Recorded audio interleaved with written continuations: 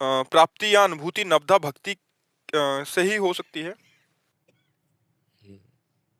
जब तक हम अपने प्यारे की महिमा सुनेंगे नहीं, प्यारे का नाम जप नहीं करेंगे, प्यारे का नाम कीर्तन नहीं करेंगे, प्यारे का गुण कीर्तन नहीं करेंगे, तो पहला श्रवणम फिर कीर्तनम, तो हमारा स्मरण कैसे बनेगा?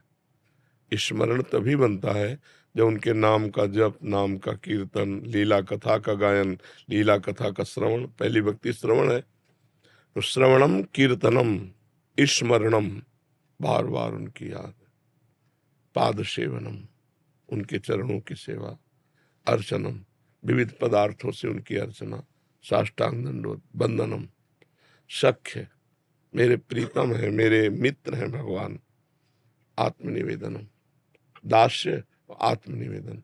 ये 9 प्रकार की जब भक्ति होती तब प्रेम लक्षणा। श्रवण कथन सुमिरन सेवन चित लावहीं, अर्चन बंदन अरुदासंतन सख्य और आत्मा समर्पण, ये 9 लक्षण भक्ति बढ़ाई, तब तिन प्रेम लक्षणा पाई। पाई रस भक्ति गूढ़ जुग जुग जग दुर्लभ भव इंद्रादि विधिम, आगम और निगम पुराण गोचर सहज माधुरी रूप निधिम। तो इस नवधा भक्ति से ही दसधा प्रेम लक्षणा की प्राप्ति होती है। अपने कानों को प्रपंच सुनने से बचावे, खूब भगवत चर्चा सुनावे।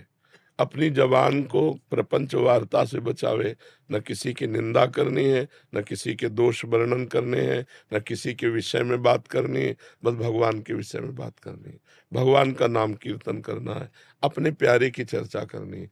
श्रवणेन्द्रिय और वाकेंद्रिय, इन दोनों को संभाले और नेत्रेंद्रिय से सब में भगवान की भावना करनी है, तो हमारा स्मरण चल पड़ेगा।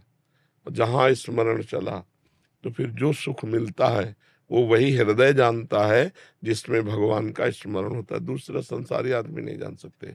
वे एक अलौकिक आनंद, अलौकिक शांति, कुछ चाह नहीं, कोई प्रश्न नहीं, कोई मतलब एक अलौकिक स्थिति होती है। जब स्मरण भगवान का चल रहा है तो वह एक डर यही लगता है ये न छूट जाए।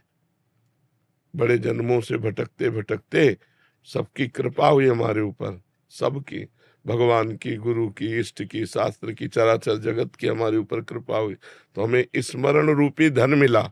अब ये स्मरण रूपी धन कहीं काम क्रोध लोभ मोह मद मत्सर ये छीन न ले जाए, बस वो ये एक डर है तो इस बात का है कि अपने भजन को संभालता रहता है कि कहीं भजन छूट न जाए, कहीं भजन रुक न जाए, कहीं भजन लुट न जाए, ये काम क्रोध आदि हमें फंसा ले, हमारे भजन को लूट ले, इससे वो डरता रहता है। और बस महाराज जी